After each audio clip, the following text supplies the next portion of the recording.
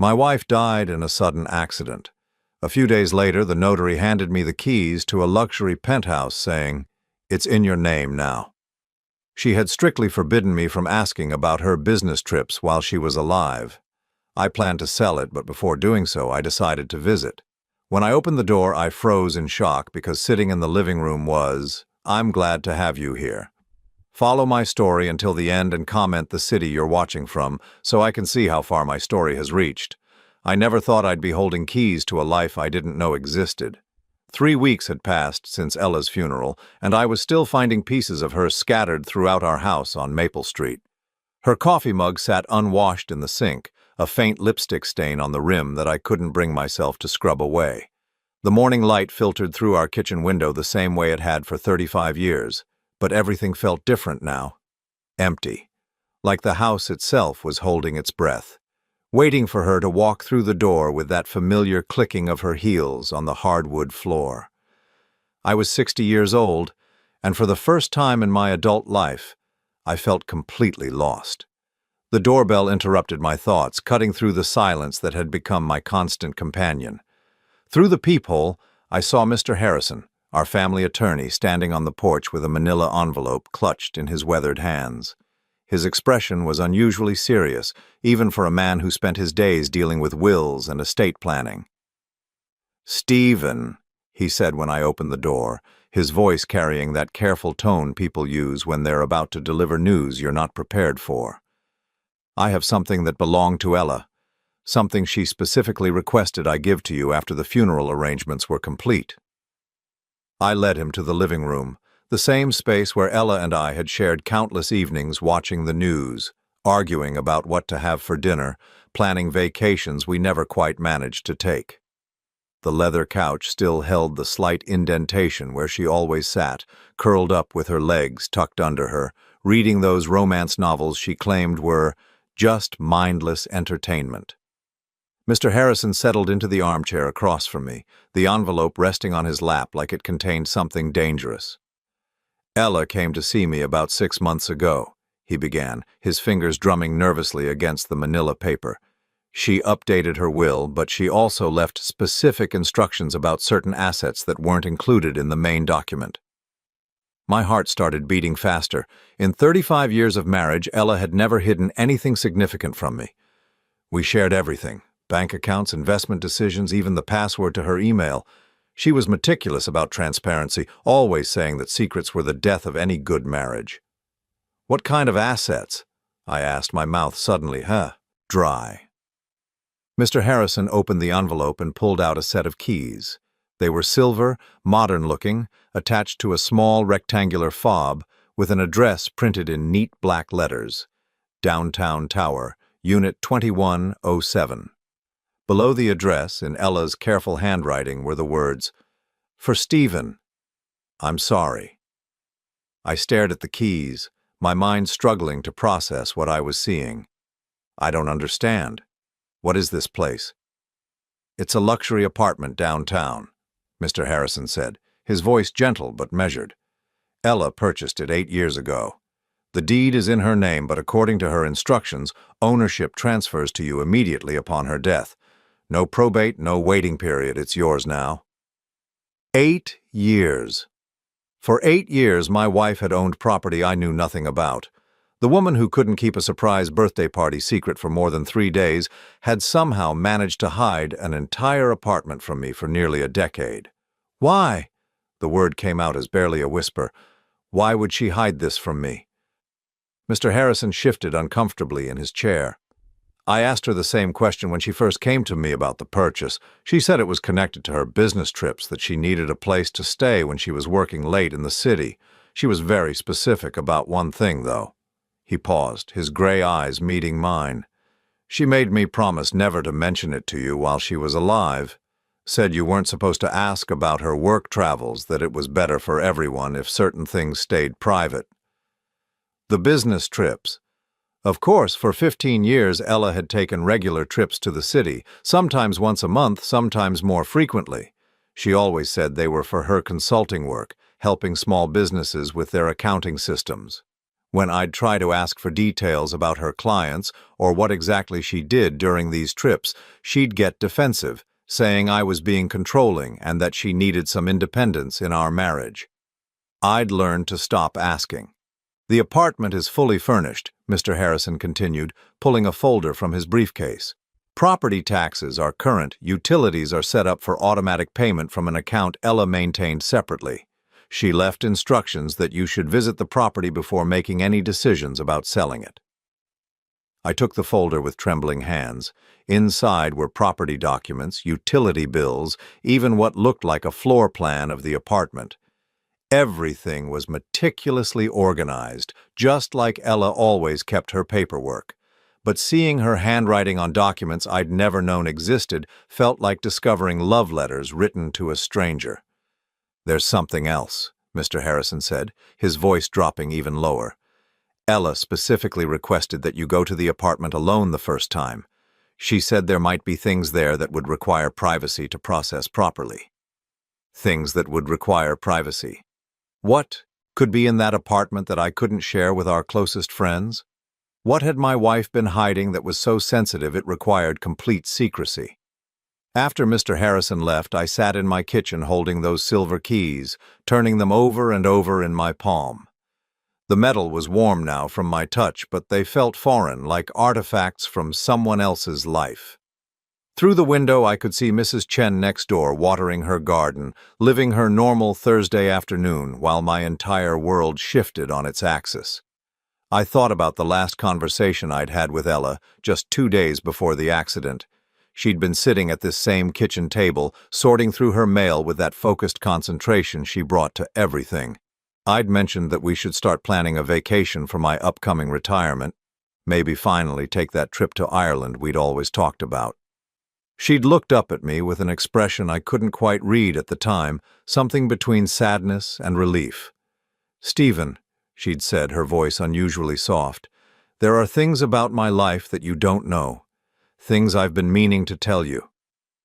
Before I could ask what she meant, her phone had rung, one of those work calls that always seem to interrupt our important conversations. She'd stepped into her home office, closing the door behind her, and when she came out 20 minutes later, she was rushing around gathering her purse and car keys. "Rain check on that conversation?" she'd said, kissing my cheek before heading out the door. "We'll talk when I get back from the city tomorrow." She never made it back from the city. The accident happened on Highway 91, just 15 minutes from downtown. The police said a truck driver fell asleep at the wheel and crossed the median. Ella died instantly, they assured me, as if that somehow made the loss easier to bear. Her car was totaled, her purse scattered across the asphalt, but somehow her phone had survived intact in the glove compartment. When I'd gone through it later, looking for contact information for her work colleagues, I'd found something strange. The last number she'd called wasn't her office or any client I recognized. It was a residential number with a local area code, saved in her contacts under a single initial, S. I'd never called that number. Part of me hadn't wanted to know who S was, afraid that learning more about Ella's secret life would somehow diminish the memories we'd built together. But now, holding these keys to an apartment I'd never known existed, I realized I'd been a fool to think I could preserve our marriage by choosing ignorance. The drive downtown took 40 minutes through traffic that seemed heavier than usual for a Thursday afternoon. Downtown Tower was one of those modern high-rise buildings that had sprung up in the business district over the past decade, all glass and steel reaching toward the sky like fingers trying to touch something beyond reach. The lobby was pristine, with marble floors that reflected the light from crystal chandeliers, and a doorman who nodded politely as I approached. "I'm here to visit Unit 2107, I said, my voice catching slightly on the words. He checked his computer screen, then looked up with a professional smile. "Of course, Mr. Harrison. Mrs. Ella said you'd be coming by. The elevators are just to your right." Mrs. Ella. Not Mrs. Stephen Harrison, not even Mrs. Harrison, just Mrs. Ella, like she was someone completely separate from our shared life, someone with her own identity that had nothing to do with being my wife. The elevator ride to the 21st floor felt like it lasted forever, My reflection stared back at me from the polished steel doors, and I barely recognized the man looking back. When had I gotten so gray? When had those lines around my eyes become so deep? Ella had always said I was aging well, that I looked distinguished rather than old, but standing there in that rising metal box, I felt every one of my 60 years. Unit 2107 was at the end of a long hallway carpeted in deep blue. I stood in front of the door for what felt like an eternity, the keys growing slick with sweat in my palm. Whatever was behind this door would change everything I thought I knew about my marriage, about my wife, about myself. I slid the key into the lock. The apartment was beautiful in a way that felt completely foreign to our modest home on Maple Street. Floor-to-ceiling windows offered a stunning view of the city skyline, and the afternoon sun cast everything in a warm, golden glow. The furniture was modern but comfortable, with soft gray couches and contemporary artwork that Ella had never shown any interest in when we'd shopped for our own home. But it was the sound that stopped me cold. Music was playing softly from somewhere deeper in the apartment, a jazz song I recognized but couldn't name. And underneath the music, I could hear movement, the soft whisper of someone walking across hardwood floors, the gentle clink of dishes being moved in what I assumed was the kitchen. Someone was here. Someone was living in my dead wife's secret apartment. "Hello," I called out, my voice cracking with uncertainty. The sound stopped immediately, followed by a moment of absolute silence that made my heart pound so hard I could hear it in my ears. Then footsteps approached, quick and light, and a young woman appeared in the doorway that led to what looked like the kitchen area.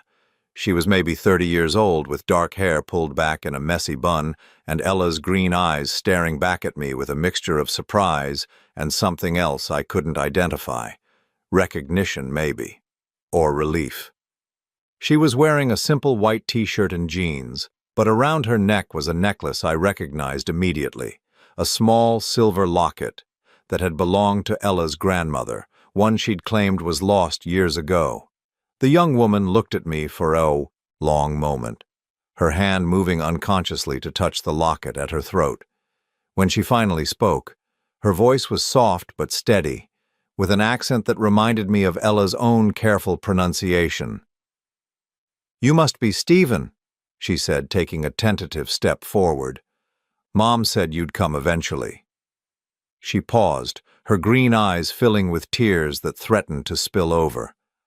"I'm Sarah. I'm your daughter." The words hit me like a physical blow. I grabbed the back of the nearest chair to steady myself, my mind reeling as everything I thought I knew about my life crumbled around me. "Daddy," she whispered, and in that single word I heard 32 years of longing, of waiting, of hoping for this moment that I'd never even known was possible. I stood frozen in that beautiful apartment, staring at this young woman who claimed to be my daughter, my mind struggling to process words that should have been impossible. Sarah.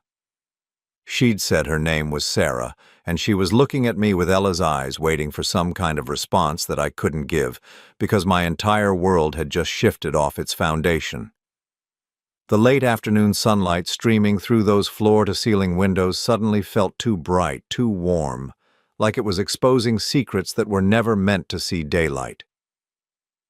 "I know this is a shock," Sarah said, her voice gentle but steady, like she'd rehearsed this moment in her mind countless times. "Mom told me you didn't know about me. She said it was complicated, that she'd explain everything to you when the time was right." My legs felt weak, and I sank into the gray couch behind me, the leather making a soft whooshing sound that seemed unnaturally loud in the silence. "When the time was right?" I repeated, my voice coming out as barely a whisper. "She's been dead for 3 weeks, Sarah. When exactly was she planning to tell me I had a daughter?" Sarah's face crumpled slightly, and she moved to sit in the chair across from me, maintaining that careful distance like she wasn't sure if I might bolt for the door.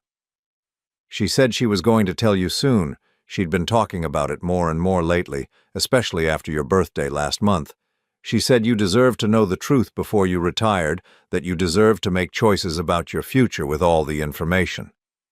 My birthday? My 60th birthday, when Ella had been unusually sentimental, holding me close after we'd blown out the candles on the simple chocolate cake she'd made from scratch. She'd whispered that she loved me more than I knew, that she was sorry for things I didn't understand. At the time, I'd thought she was just feeling emotional about me getting older, about the changes that retirement would bring to our daily routine. "How old are you?" I asked, though I thought I already knew the answer from her appearance. 32. I was born in October of 1992.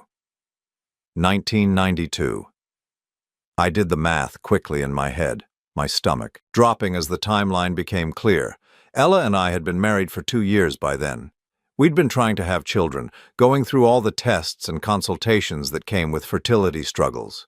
She'd been so devastated each month when the pregnancy tests came back negative, crying in my arms and talking about how maybe we weren't meant to be parents, all while she was already someone's mother. "Who's your father?" The question came out harsher than I'd intended, but I needed to know. I needed to understand how my wife could have been pregnant with another man's child while sharing a bed with me every night.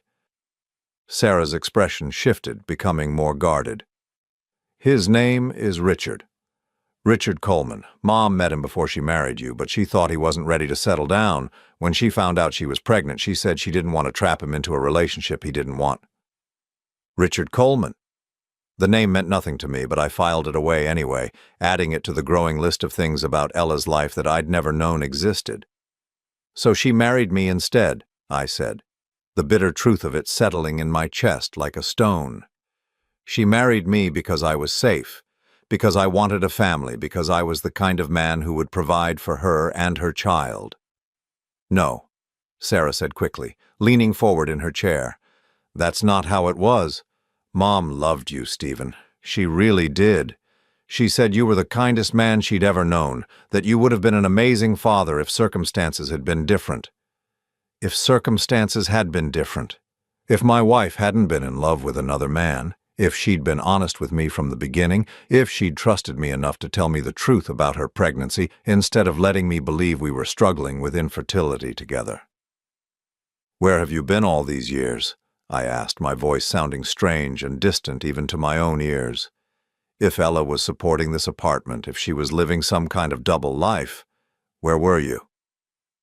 Sarah stood up and walked to the kitchen area, returning with a photograph in a silver frame.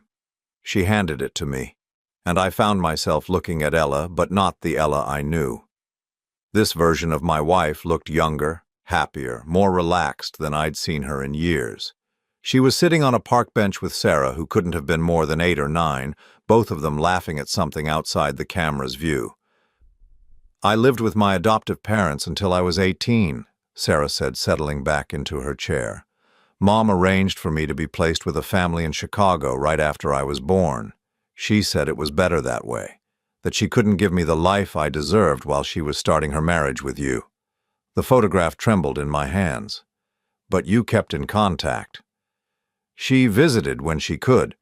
Those business trips she took to the city, some of them were to see me.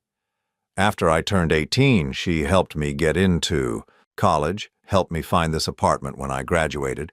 She said she wanted to make up for all the years we'd lost." All the years we'd lost.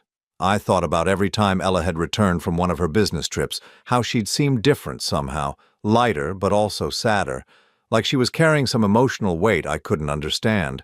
She'd always brush off my questions about how her work had gone, changing the subject to ask about my day, about neighbors' gossip, about anything that would steer the conversation away from whatever she'd really been doing in the city.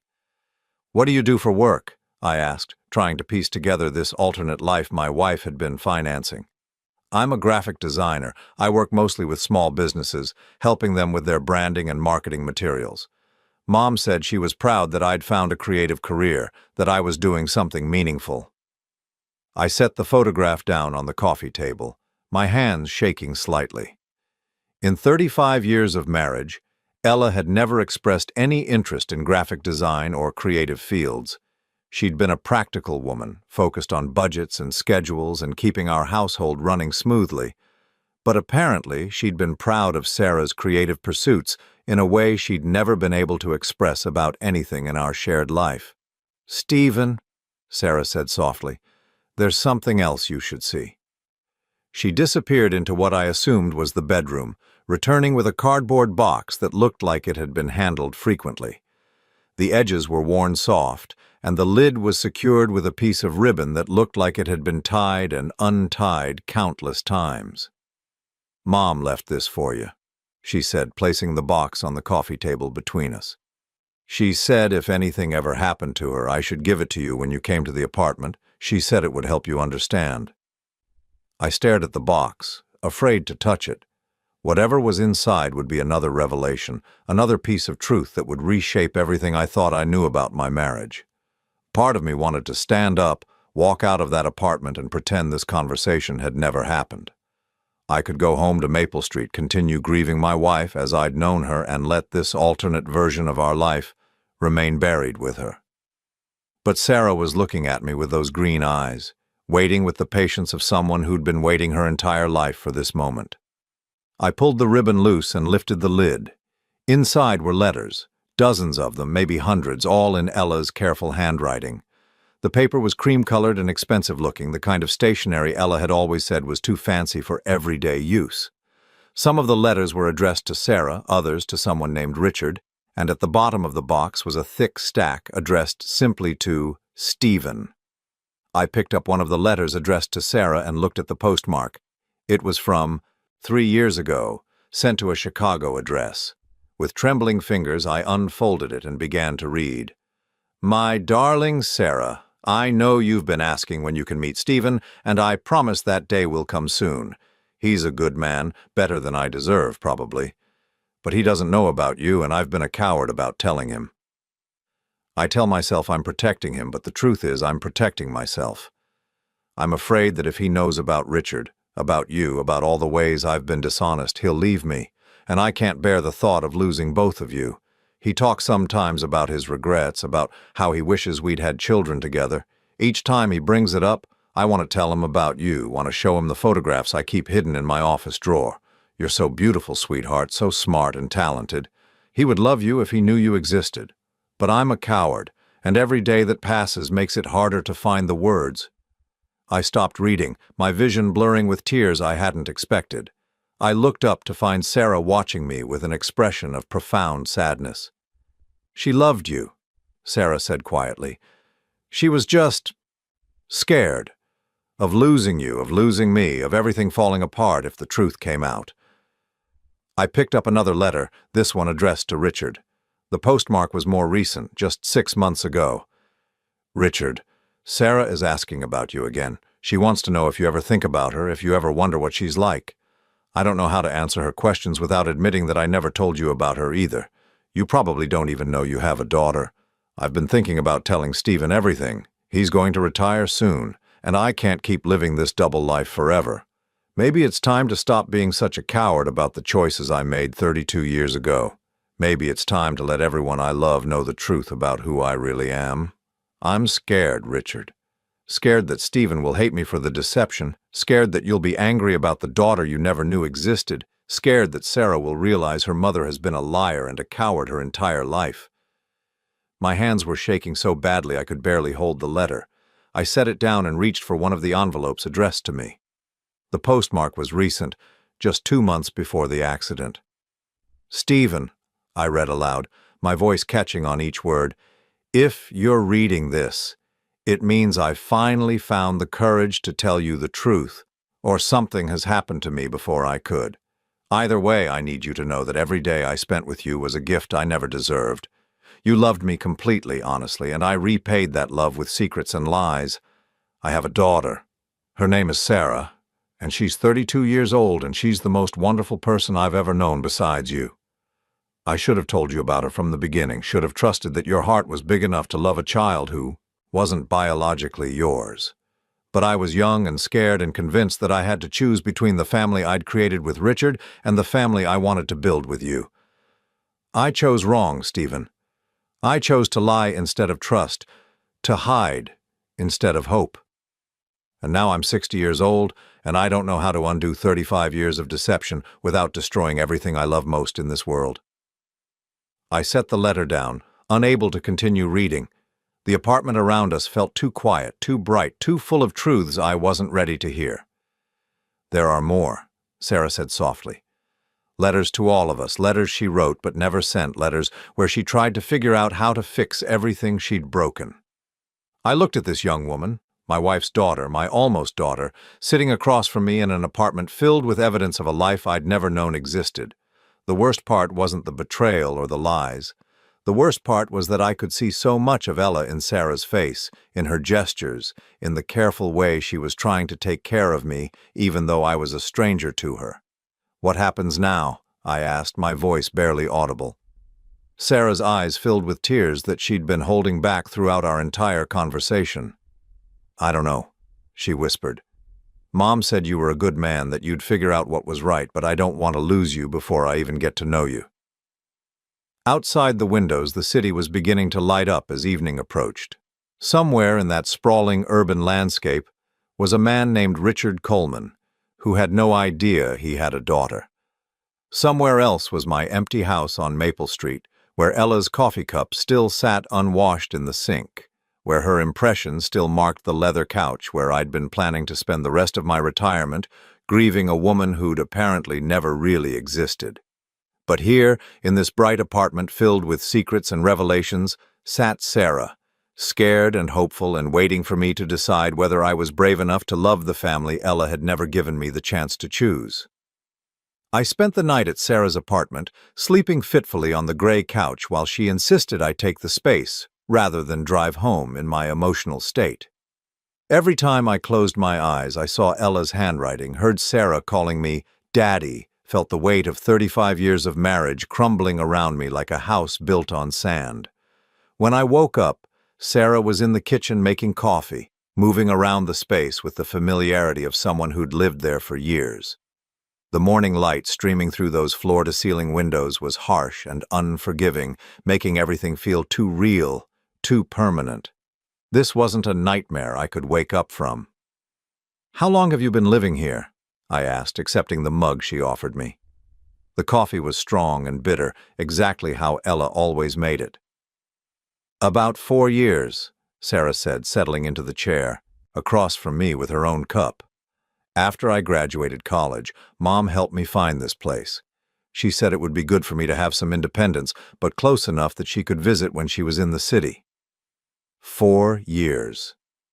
For 4 years, Ella had been visiting this apartment, spending time with our daughter, building a relationship I'd never been allowed to be part of. I thought about all the business trips she'd taken during that time, how she'd sometimes come home with little gifts, a new scarf, a book she'd picked up at a bookstore, a bottle of wine from a restaurant she'd claimed to have discovered. I'd always assumed she was treating herself during her travels, never imagining she might be shopping for someone else. "The letters," I said, remembering the box from the night before. "There were so many of them. How often did she write to you?" Sarah's expression softened. "Almost every week, especially after I moved here. Sometimes they were long letters about her day, about you, about things she was thinking about. Other times they were just quick notes to let me know she was thinking of me. She said writing helped her feel closer to me when we couldn't be together." I set down my coffee cup, my hands still trembling slightly from everything I'd learned in the past 18 hours. "Sarah, I need to ask you something, and I need you to be completely honest with me." She nodded, her green eyes, Ella's eyes, meeting mine with an intensity that reminded me painfully of my wife. "Did your mother ever tell you she was going to leave me?" The question hung in the air between us, like a live wire. Sarah's face went pale, and she looked down at her coffee, stirring it absently even though she hadn't added anything to it. "Sarah," I pressed, my voice gentler but insistent, "please, I need to know." She took a deep breath, then reached for the box of letters that still sat on the coffee table. Her fingers moved through the envelopes until she found what she was looking for, a letter addressed to her with a postmark from just 3 months ago. "She didn't say it directly," Sarah said, her voice barely above a whisper, "but she talked about making changes. Big changes. She said she was tired of living a lie, that she wanted to be honest about who she really was." She handed me the letter, and with growing dread I unfolded it and began to read. My dearest Sarah, I've been thinking a lot about the future lately, about what I want my life to look like when Stephen retires. He's such a good man and he deserves so much better than the half-truth existence I've given him. He deserves a wife who can love him completely without reservations, without secrets. I've come to realize that I can't be that woman for him. I love him, but not in the way he loves me. Not in the way he deserves to be loved. Richard called last week. It was the first time we'd spoken in almost 2 years, and hearing his voice brought back so many feelings I thought I'd buried. He's divorced now, finally free from that marriage that never made him happy. He asked if I ever thought about what our life could have been like if I'd been brave enough to choose him 32 years ago. I told him about you, Sarah. I finally told him he has a daughter and he wants to meet you. He wants to be part of your life and part of mine if I'm brave enough to choose differently this time. Stephen will be 65 in 3 years. That feels like enough time to prepare him for the truth, to help him understand that this isn't about not loving him. It's about loving him enough to set him free to find someone who can give him everything he deserves. The letter slipped from my numb fingers, falling to the hardwood floor with a soft whisper. I stared at Sarah, my mind reeling as the full scope of Ella's deception became clear. She hadn't just hidden a daughter from me. She'd been planning to leave me. For another man. For the father of the child she'd never told me existed. "There's more," Sarah said quietly, tears streaming down her face. "Letters where she talks about how guilty she feels, how she knows it will hurt you, but how she can't keep pretending to be someone she's not." I stood up abruptly, pacing to the windows that offered that stunning view of the city. Somewhere out there was a man named Richard Coleman, who'd been having secret conversations with my wife, planning a future that didn't include me. Somewhere out there was a whole life Ella had been dreaming about while lying in bed next to me every night for 35 years. "Did she love me at all?" I asked, my voice cracking despite my efforts to stay strong. "Or was our entire marriage just a performance?" "She loved you," Sarah said, her voice firm despite her tears. "I know it doesn't feel like it right now, but she did love you, Stephen. She loved him differently. She loved him first. Loved him first." The words hit me like a physical blow. I thought about every anniversary, every birthday, every quiet moment Ella and I had shared. How many of those times had she been thinking about Richard? How many nights had she lain awake next to me, wishing she was somewhere else, with someone else? "When was she planning to tell me?" I asked, turning back to face Sarah. "About you, about Richard, about her plans to leave?" Sarah wiped her eyes with the back of her hand. "She said after your retirement party. She wanted to wait until after you'd finished work, until you'd had time to figure out what you wanted to do with the rest of your life. She thought it would be easier for you to start over if you weren't tied down to a job and a routine." Start over. At 60 years old, my wife had been planning to divorce me so I could start over. The condescension of it, the assumption that I would just accept her abandonment and move on with my life, made my chest burn with a rage I'd never felt before. "She had it all figured out, didn't she?" I said, my voice bitter. "My whole future planned out without consulting me. How generous of her to wait until I retired before destroying my life." "Stephen, it wasn't like that." "Wasn't it?" I snapped, then immediately felt terrible for taking my anger out on Sarah. None of this was her fault.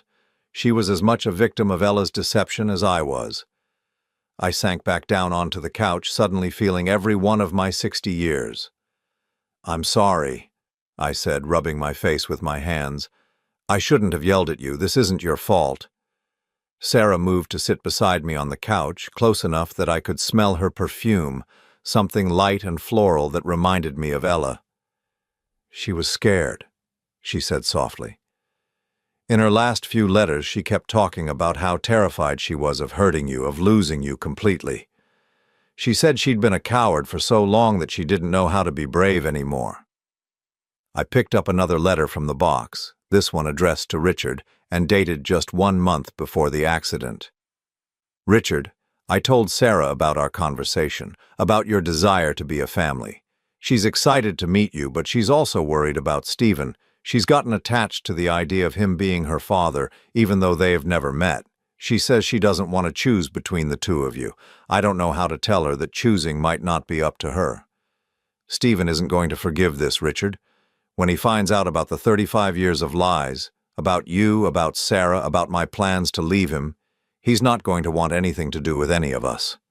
Maybe that's what I deserve. Maybe that's what we all deserve. But I can't help hoping that somehow, some way, there might be a future where everyone I love can be part of the same world, where Stephen could learn to love Sarah the way I know he would have if I'd been honest from the beginning, where you could be the father you've always wanted to be, where I could finally stop pretending to be someone I'm not. I know it's probably impossible. I know I've made too many mistakes, told too many lies, hurt too many people, but I have to try. For Sarah's sake, if not for ours. I'm going to tell him everything when he turns 60. That gives me 4 months to figure out how to destroy a man's entire understanding of his life and somehow convince him that it's an act of love. 4 months. Ella had given herself 4 months to figure out how to tell me she was leaving me for another man. 4 months to prepare me for the revelation that our marriage had been built on lies, that the woman I thought I'd spent my life with had never really existed. But she'd run out of time. Sarah, I said, setting the letter aside, I need you to tell me about Richard. What do you know about him?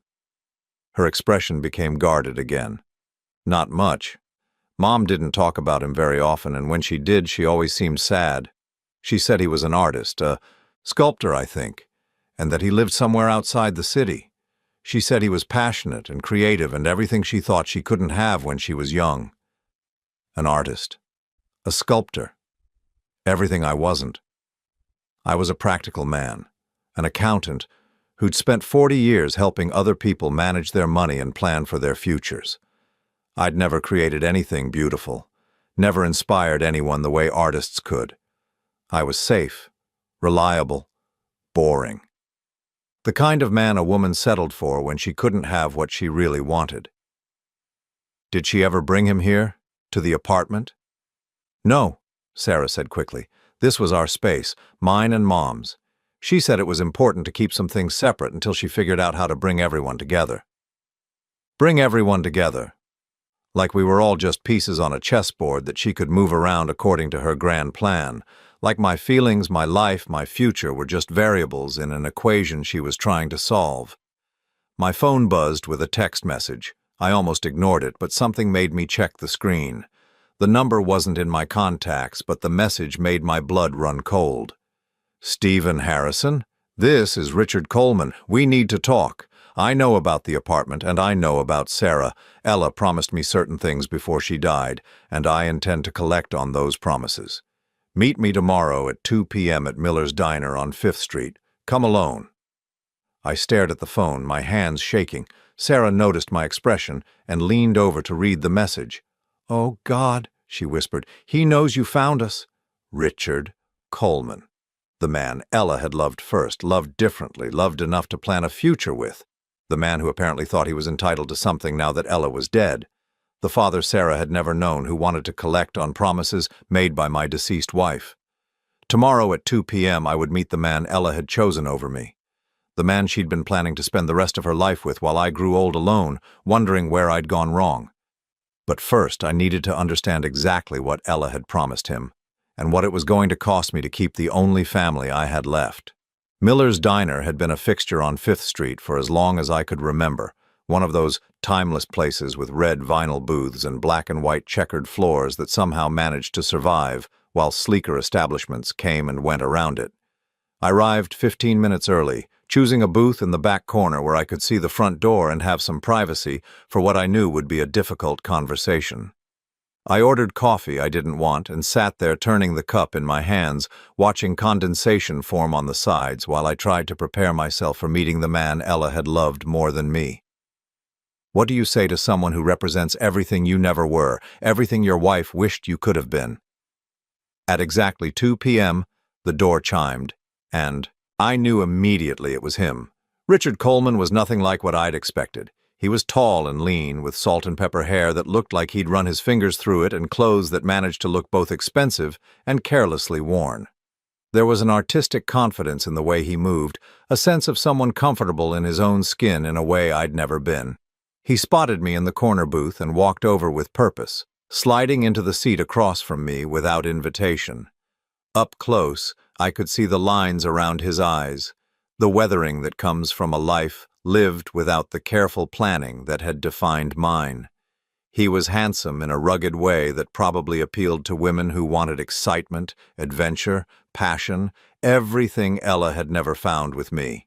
"Stephen Harrison," he said, his voice carrying a slight rasp that suggested either cigarettes or decades of laughter. "You're younger than I expected." I forced myself to meet his gaze. "You're exactly what I expected." That earned me a slight smile. "Ella described you well then. She said you were direct, honest to a fault. She said you deserved better than the lies she'd been telling you." The casual way he mentioned my wife's name, like they'd been having intimate conversations about me for years, made my chest tighten with anger I was trying hard to control. "What do you want, Richard?" He flagged down the waitress, ordered black coffee, then leaned back in the booth with the relaxed posture of someone who held all the cards. "I want what Ella promised me. What she spent the last 2 years planning before her accident interrupted everything. Which was? A life together. Her, me, and Sarah. The family we should have had 32 years ago if I hadn't been too young and stupid to fight for what I wanted." The words hit me like individual blows. Ella's dead. Whatever promises she made died with her. Richard's expression hardened slightly. "Not all of them. She made legal arrangements, Stephen. Financial commitments. She was planning to divorce you and marry me, and she set things up to make sure that could happen smoothly." "What kind of financial commitments?" He reached into his jacket and pulled out a folder, setting it on the table between us. "Life insurance policies with me as the beneficiary, investment accounts in both our names, and the apartment where Sarah lives. Ella was planning to transfer ownership to me so Sarah would have security when we became a family." My vision blurred slightly as the implications hit me. "How much money are we talking about?" $250,000 in life insurance, another $150,000 in investment accounts she'd been building up over the past 5 years, plus the apartment, which is worth about $180,000. Nearly $600,000, money that Ella had been secretly diverting from our joint accounts, money that should have been part of our retirement planning, money she'd been giving to another man to secure a future that didn't include me. "I don't believe you," I said, though my voice lacked conviction. After everything I'd discovered about Ella's secret life, this felt entirely possible. Richard opened the folder and spread documents across the table, insurance policies, investment statements, bank records, all showing Ella's careful financial planning for a life with Richard Coleman. "She was systematic about it," he said, his voice almost admiring. "Started small, moving money a little at a time so you wouldn't notice. She said you trusted her with the finances, that you never questioned her decisions about investments and insurance." He was right. I'd always let Ella handle our financial planning, trusting her judgment about everything from insurance policies to retirement accounts.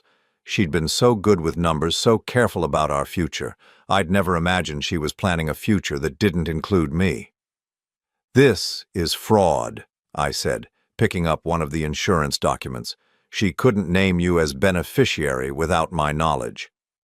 "She could if she took out separate policies on herself. Personal life insurance that didn't require spousal consent." Richard's smile was cold now, predatory. "Ella was smarter than you gave her credit for, Stephen. She'd been planning this for years." I studied the documents more carefully, my heart sinking as I realized he was right. These weren't modifications to our existing policies. They were entirely separate insurance plans that Ella had purchased on her own life, naming Richard as the sole beneficiary. "What about Sarah?" I asked. "Does she know about this?" Richard's expression softened slightly. "Sarah doesn't know about the money. Ella wanted to protect her from the financial details until everything was settled, but she does know I'm her father and she wants to meet me." "That's not what she told me." "She told you what she thought you wanted to hear. Sarah's been asking about me for years, wondering why her mother kept us apart. Now that Ella's gone, there's nothing stopping us from being a real family. The casual cruelty of his words, the assumption that I was just an obstacle to be removed, made my hands clench into fists. I'm not stopping anything, but I'm not just going to hand over hundreds of thousands of dollars because my dead wife promised them to you. Richard leaned forward, his voice dropping to something almost threatening. You don't have a choice, Stephen. These policies are legal. The investment accounts are legitimate, and Sarah needs a father who can actually be part of her life, not someone she has to hide from because her mother was too ashamed of her secrets to tell the truth. Sarah has been part of my life for exactly 2 days. Before that, I didn't even know she existed. And whose fault is that? Richard's eyes flashed with anger. You were so controlling, so rigid about everything being perfect and planned that Ella felt like she couldn't tell you about her past. She said you would have judged her for getting pregnant before marriage, would have made her feel ashamed of having a child out of wedlock. That's not true, isn't it? Ella said you had very specific ideas about how families should work, about what was proper and respectable. She said you would have seen Sarah as evidence of her moral failure rather than as a person worth loving. The accusation stung because there was a grain of truth to it. I had been traditional in my views about marriage and family. I had believed in doing things the right way, the proper way. But I would never have punished a child for the circumstances of her birth. I would never have turned away from Sarah because of choices Ella made before we met. Would I? Even if that's true, I said, my voice tight with emotion, it doesn't give you the right to steal money that should be part of my inheritance. I'm not stealing anything. I'm claiming what Ella promised me, what she set aside for our future together. Richard gathered up the documents, sliding them back into the folder. But I'm willing to be reasonable about this. What do you mean? I'll give you 1 week to contest these policies legally. Hire a lawyer, file whatever paperwork you need to file. But when you lose, and you will lose, because everything Ella did was completely legal, I want you to walk away from Sarah's life. Let her have a real father, someone who can be there for her without making her feel guilty for existing. The ultimatum hit me like a punch to the chest. Fight for money I probably couldn't win or lose the only family I had left. And if I don't contest the policies, then we can work something out. Maybe you can still be part of Sarah's life in some limited capacity. Uncle Stephen instead of Daddy. A family friend who visits occasionally and sends birthday cards. Uncle Stephen. A supporting character in my own daughter's life while Richard stepped into the role of father that should have been mine from the beginning. Sarah gets to choose, I said firmly. Whatever happens with the money, whatever legal battles we have, Sarah gets to decide what kind of relationship she wants with both of us. Richard's smile was confident, almost pitying. Of course she does. And when she meets me, when she sees what a real father can offer her, I think we both know what choice she'll make. He stood up, tossing a $10 bill on the table to cover his coffee. 1 week, Stephen. Either contest the policies and lose everything or accept the reality of the situation and maybe salvage some small role in Sarah's future. After he left, I sat in that diner booth for another hour, staring at my cold coffee and trying to process what had just happened. Richard Coleman wasn't just claiming Ella's money, he was claiming her entire legacy, her love, her future plans, her daughter, everything that should have been mine by right of 35 years of marriage. But the worst part was the nagging voice in the back of my mind, the one that whispered he might be right. Maybe Ella had felt trapped by my expectations, constrained by my traditional values. Maybe she'd been afraid to tell me about Sarah because she thought I would judge her, reject her, make her choose between her past and her future. Maybe I'd been such a rigid, controlling husband that my wife had felt compelled to live an entire secret life, rather than trust me with the truth. My phone buzzed with a text from Sarah. "How did it go? Are you okay?" I stared at the message for a long time before responding. "We need to talk. I'm coming back to the apartment." As I drove through the city traffic, I tried to prepare myself for the conversation I was about to have. I needed to tell Sarah about Richard's claims, about the money Ella had set aside for their future together, about the choice I was being forced to make between fighting for what was legally mine and risking the loss of the only real family I'd ever had. But first, I needed to understand something that had been bothering me since my confrontation with Richard. If Ella had been so systematically planning to leave me, if she'd been moving money and setting up insurance policies for years, why had she kept writing those letters about her guilt and fear? Why had she seemed genuinely torn about her plans, rather than simply executing them? And why, in all those letters I'd read, had she never once mentioned anything about Richard being entitled to money that came from our joint accounts? Something about Richard's story didn't add up, and I was going to find out what he wasn't telling me. When I got back to the apartment, Sarah was waiting with the box of letters spread out across the coffee table, organized into neat piles by recipient and date. She looked up at me with anxious green eyes, and I could see she'd been crying. "I've been reading more of the letters," she said. "Stephen, there are things about Richard that Mom was worried about, things she never told me before." I sat down beside her, my heart already sinking. "What kind of things?" Sarah picked up a letter dated 6 months before Ella's death. She was starting to have doubts about him, about whether he really wanted a family or just wanted the financial security she could provide. She handed me the letter, and I read it with growing alarm. "Sarah, I need to be honest with you about something. Richard has been asking a lot of questions about our financial situation lately, about the apartment, about my insurance policies, about what kind of inheritance I might leave behind. At first I thought he was just being practical, thinking about our future together. But something about his interest feels wrong. Yesterday he suggested I change my will to make sure he would be taken care of if something happened to me. He said it would prove I was serious about our relationship, that I wasn't just stringing him along.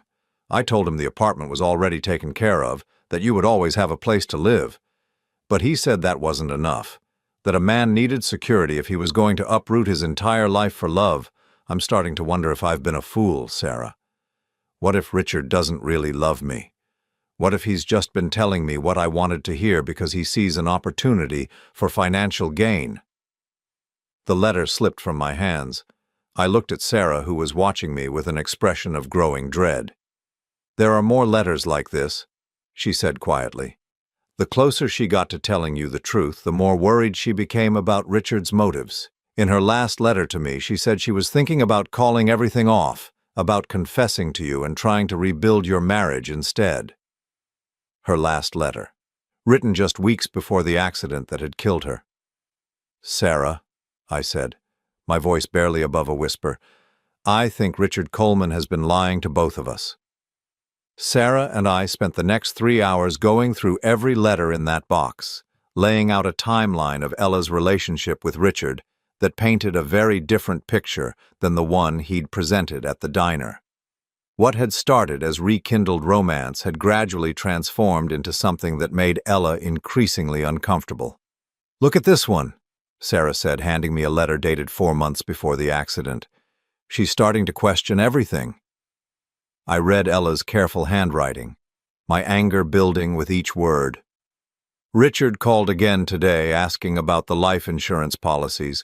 He wanted to know exactly how much money we were talking about, whether there were any complications that might delay the payout if something happened to me. When I asked him why he needed to know such specific details, he said he was just being practical, that he wanted to make sure Sarah would be taken care of. But Sarah has the apartment, has her job, has everything she needs to be independent. Why would Richard need hundreds of thousands of dollars to take care of her? Unless he's not really thinking about taking care of her at all. I'm starting to realize that the Richard I fell in love with 33 years ago might not be the same man who's been calling me these past 2 years. Or maybe I've just been so lonely, so guilty about the lies I've been living, that I've been hearing what I wanted to hear instead of what he was actually saying. I set the letter down and looked at Sarah, who was systematically organizing the correspondence into chronological order. "How many letters are there total?" 47 to me, 31 to Richard, and 28 to you," she said without looking up from her work. But the interesting thing is how the tone changes over time. The early letters to Richard are romantic, hopeful. The later ones are cautious, almost fearful.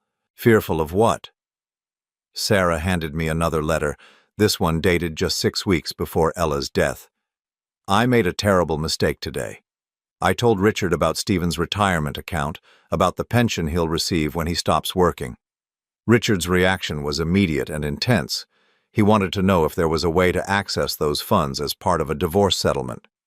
When I told him that Stephen's retirement was Stephen's business, that I would never try to take money he'd earned through 40 years of work, Richard became angry.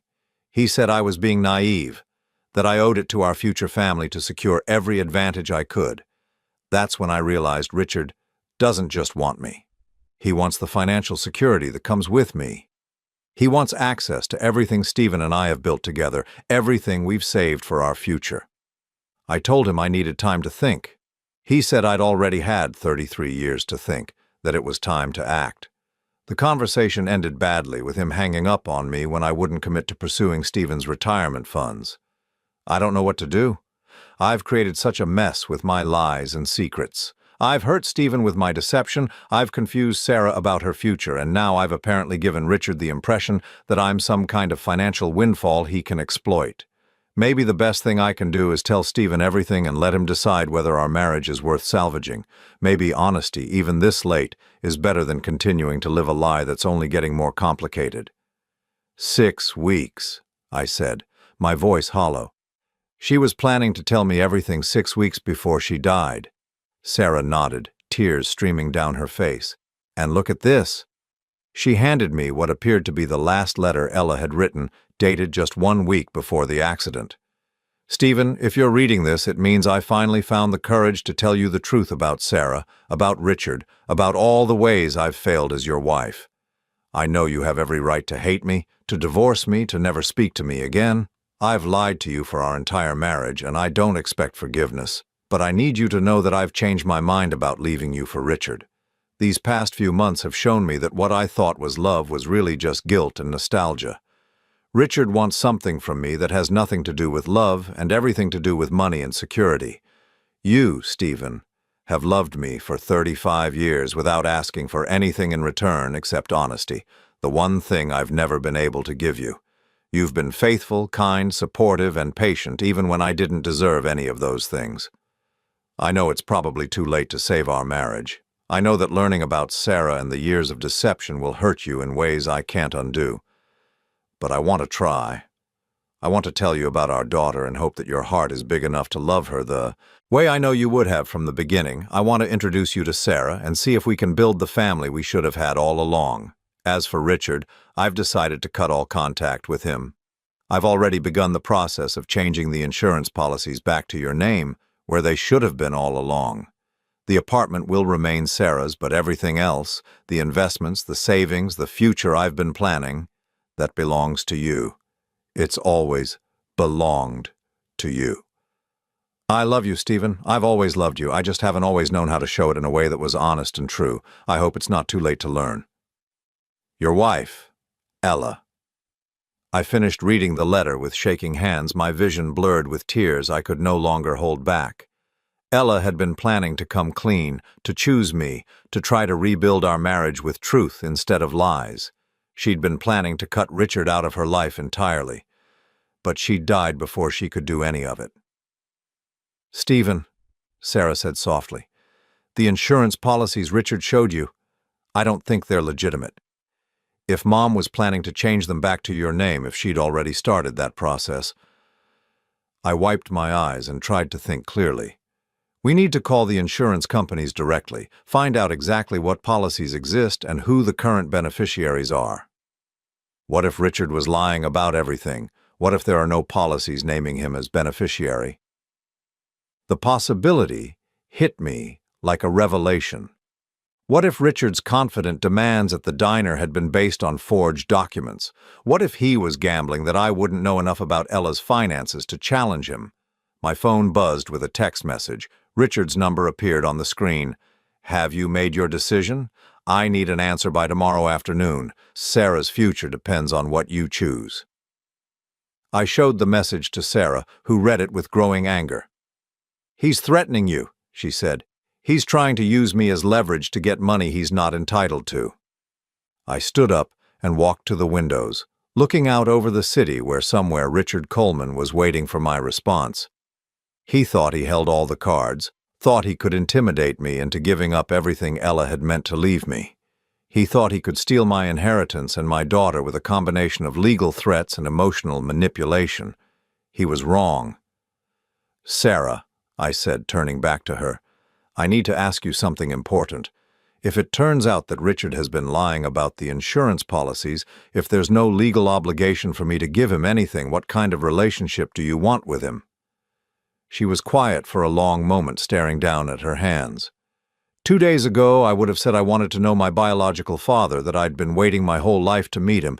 But reading these letters, seeing how he manipulated Mom, how he's trying to manipulate you... She looked up at me with those green eyes that were so much like Ella's. "I don't want anything to do with someone who would exploit a grieving family for money. Even if he is your biological father. Being a father is about more than biology," she said firmly. "It's about showing up, caring about someone's well-being, putting their needs before your own. In 2 days, you've shown me more genuine care than Richard has in 32 years. The words hit me with an unexpected warmth. "Sarah, I need you to understand something. If I fight this, if I challenge Richard's claims, it might get ugly. He might try to turn you against me, might tell you things about me or about your mother that aren't true." "Let him try," she said with a fierce determination that reminded me startlingly of Ella. "I've spent my whole life wondering about my father. Now I know I already found him." I felt tears sting my eyes again. "You're sure about this? You're sure you want me to fight for the inheritance Ella meant to leave us?" "I'm sure I want you to fight for our family," she said. "The real family Mom was trying to create when she died." That evening, I called David Morrison, the lawyer who'd handled Ella's estate planning. When I explained the situation with Richard and the insurance policies, there was a long silence on the other end of the line. "Stephen," David said finally, "I reviewed all of Ella's insurance policies when I prepared her estate documents 6 months ago. There are no policies naming anyone other than you as beneficiary. If someone is claiming otherwise, they're either mistaken or lying." The relief that flooded through me was so intense I had to sit down. "You're certain?" "Absolutely certain. Ella specifically told me she wanted to make sure everything went to you, that she was changing some previous arrangements to ensure there would be no complications after her death." "Previous arrangements?" "She mentioned that she'd been considering some changes to her beneficiaries but had decided against it. She said she wanted to keep things simple, wanted to make sure her husband inherited everything without any legal challenges." Ella had kept her promise. In her final months, she'd chosen me, chosen our marriage, chosen the family she wanted us to be. Richard's documents were either forgeries or fantasies, his confident demands based on nothing but his own greed and delusion. "David," I said, "I need you to send a letter to Richard Coleman informing him that he has no legal claim to any part of Ella's estate. I want it delivered tomorrow morning. Consider it done. And Stephen, if he continues to harass you or makes any threats, we can pursue legal action for fraud and extortion." After I hung up, I found Sarah in the kitchen making dinner. A simple pasta dish that smelled like home in a way our house on Maple Street hadn't since Ella died. "Richard has no legal claim to anything," I told her. "The insurance policies he showed me were fake." Sarah's shoulders sagged with relief. "So it's over?" "The financial part is over. But Sarah, there's something else we need to discuss." I sat down at the small kitchen table, suddenly nervous about the conversation I was about to have. "What happens now? With us, I mean. Do you want to keep living here? Do you want me to sell the apartment?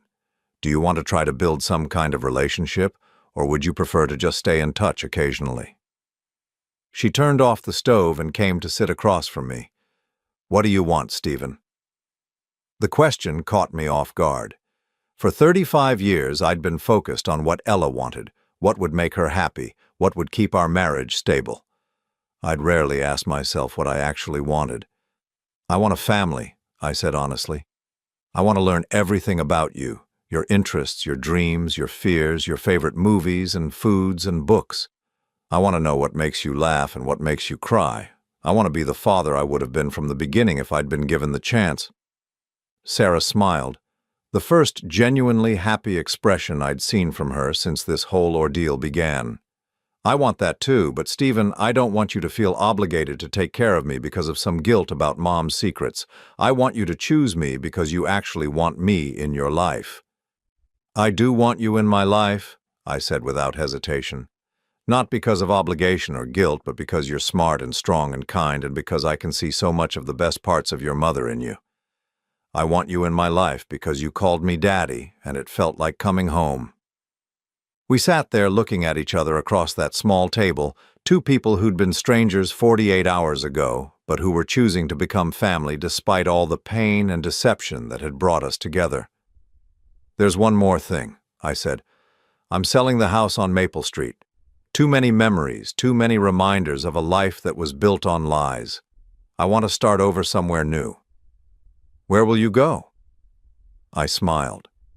I was hoping you might help me find a place. Somewhere close enough that I can see you regularly, but far enough from Richard Coleman that we can build our relationship without interference. Sarah reached across the table and took my hand. I'd like that. I'd like that very much. Outside the apartment windows, the city lights were beginning to twinkle in the gathering dusk. Somewhere out there, Richard Coleman was waiting for an answer that would never come. Tomorrow morning, he would receive David's letter informing him that his claims were fraudulent, that his demands were legally baseless, that the family he'd tried to manipulate was stronger than he'd realized. But tonight, Sarah and I sat in the home Ella had created for her daughter, planning a future neither of us had imagined 48 hours ago. A future based on choice rather than obligation, on truth rather than deception, on the kind of love that doesn't ask for anything in return except the chance to grow. 3 months later, I stood in the living room of my new apartment, just 6 blocks away from Sarah's building, watching the morning sun stream through windows that had never known Ella's secrets or my old loneliness. The space was smaller than the house on Maple Street, but it felt infinitely larger. Room to breathe, room to build something new, room for the kind of honest life I'd never thought possible.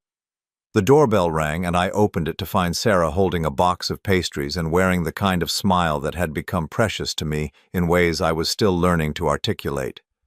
"Happy Father's Day," she said, stepping inside and setting the bakery box on my kitchen counter.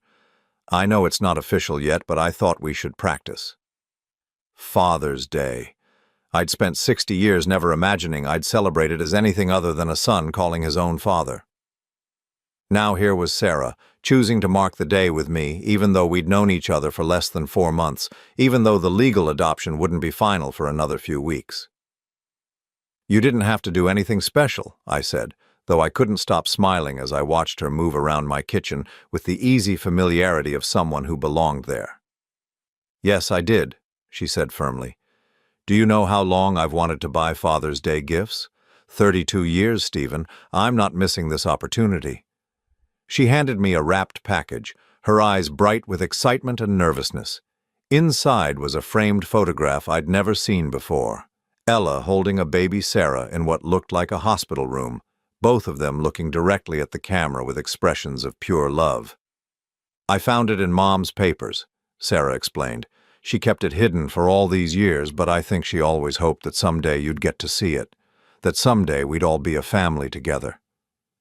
I stared at the photograph, seeing Ella as a young mother for the first time, seeing the baby who would grow up to become the daughter I'd never known I was missing. The image was both beautiful and heartbreaking, a glimpse of the family we could have been if Ella had been brave enough to trust me with the truth from the beginning. "There's something else," Sarah said, pulling an envelope from her purse, "a letter from Richard." My stomach tightened. It had been 6 weeks since David's letter had informed Richard that his claims were fraudulent, 6 weeks since we'd heard anything from him. I'd hoped he'd accepted defeat and moved on with his life. I opened the envelope and read the brief, bitter message. "Sarah, your mother promised me a life that I'll never have because of Stephen's selfishness. I hope you realize that he's stealing your inheritance, keeping money that should have supported both of us. When you get tired of playing house with a man who never wanted you in the first place, call me. I'll still be here, still be your real father. Richard. I handed the letter back to Sarah, my jaw clenched with anger. Are you going to respond? I already did. She pulled out her phone and showed me a text message she'd sent. Richard, Stephen didn't steal anything. He inherited what Mom legally left him, and he's sharing it with me because that's what real fathers do. You spent 32 years not knowing I existed, and the past 3 months trying to use me to get money. That tells me everything I need to know about what kind of father you would have been. Please don't contact me again. Sarah. I looked at her with admiration and pride. How does it feel? Finally telling him what you really think? Liberating, she said without hesitation. For years I built up this fantasy about my biological father, imagined that if I could just meet him, everything would make sense. Turns out the fantasy was better than the reality. She moved to the couch and sat down, curling her legs under her in a gesture that reminded me so much of Ella, it took my breath away. But I want to talk about something else, something more important. I joined her on the couch, noting the serious expression on her face. What's on your mind? The house on Maple Street sold last week, right? I nodded. The sale had closed 3 days ago, finally severing my last physical connection to the life I'd shared with Ella. The buyer seemed excited about updating it, said it had good bones but needed some modernization. How much did you get for it? $320,000. Why? Sarah took a deep breath. I want to talk about the money, all of it, the house sale, the insurance policies, the inheritance from Mom. I've been thinking about what's fair. My chest tightened with a familiar fear. Sarah, we've discussed this. Your mother left everything to me legally, but morally, you're her daughter. You have every right to— Stop, she said gently. That's not what I'm saying. She pulled a folder from her bag, the same kind of organized documentation that Ella had always favored. I've been doing some research, talking to financial advisors, thinking about what would actually be best for both of us. She opened the folder and showed me a series of documents. I want you to put most of the money into retirement accounts, Stephen. You're 60 years old and you need security for the rest of your life. I'm 32 with a good job and my own apartment. I don't need hundreds of thousands of dollars right now. I stared at the papers, my throat tight with emotion. Sarah, you don't have to. Yes, I do. Not because I don't want the money, but because I want something more important. She met my eyes with the same direct honesty that had characterized every conversation we'd had since that first day in her apartment. I want a father who isn't worried about money, who isn't guilty about inheritance, who can just focus on being my dad. The word hit me like it always did. Dad. Not Stephen, not Mr. Harrison, but Dad. The title I'd given up hope of ever earning. What are you proposing? Keep $400,000 for your retirement, she said, pointing to the financial projections she'd prepared. That's enough to supplement your pension and Social Security, enough to make sure you never have to worry about money for the rest of your life. Put $50,000 into a college fund for future grandchildren. Yes, I want kids someday, and yes, I want them to call you Grandpa, and give me $50,000 to put toward a house down payment when I'm ready to buy something bigger. I studied her calculations, amazed by the thoughtfulness of her planning. You've really worked all this out. I learned from the best, she said with a slight smile. Mom always said you were brilliant with financial planning. I figured I should try to think like you would. The generosity of her proposal left me speechless. She was essentially giving up 3/4 of an inheritance she was morally entitled to, just to ensure my financial security. Sarah, this is too much. I can't let you— You're not letting me do anything, she interrupted. I'm choosing to do this because I love you, because I want what's best for both of us, and because I know Mom would have wanted us to take care of each other. I set the folder aside and pulled her into a hug, marveling at how natural it felt, how right. Are you sure about this? Completely sure, but there's one condition. What's that? We used some of the money to take a trip together. Mom always talked about how much you wanted to go to Ireland, how you'd been planning that vacation for years, but never took it because you were always saving money for other things. Ireland. The trip Ella and I had discussed just days before her death. The vacation we'd never taken because there was always some reason to wait, some bill to pay, some repair the house needed. We could go this fall, Sarah continued, her voice growing excited. See the countryside, visit the castles, maybe research your family history. I looked it up, and Harrison is originally an Irish surname. We might be able to trace your ancestry, figure out where your family came from. The idea of traveling to Ireland with my daughter, of finally taking the trip I'd dreamed about for decades, felt like a kind of healing I hadn't known was possible. I'd like that, I said, my voice thick with emotion. I'd like that very much. Good, because I already started looking at flights. I laughed, the first completely joyful sound I'd made since Ella's death. Of course you did. You really are your mother's daughter. And yours, she said firmly. I'm yours too now. Later that afternoon, we walked to a small cafe near Sarah's apartment, the same route we'd taken dozens of times over the past 3 months. The routine had become precious to me. These regular moments of connection that didn't require explanation or justification, just the simple pleasure of spending time with someone I loved.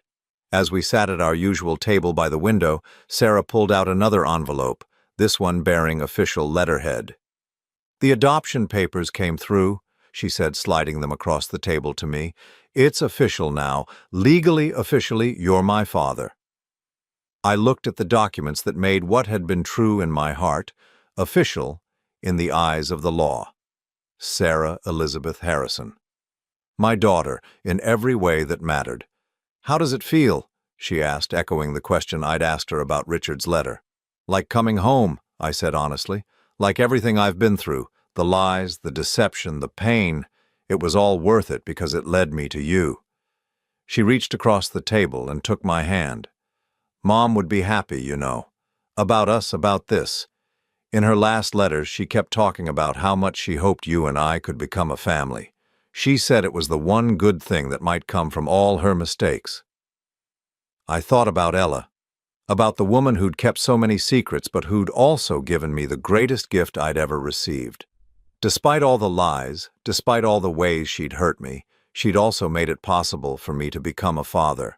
Her deception had been wrong, but it had also led to something right, something beautiful.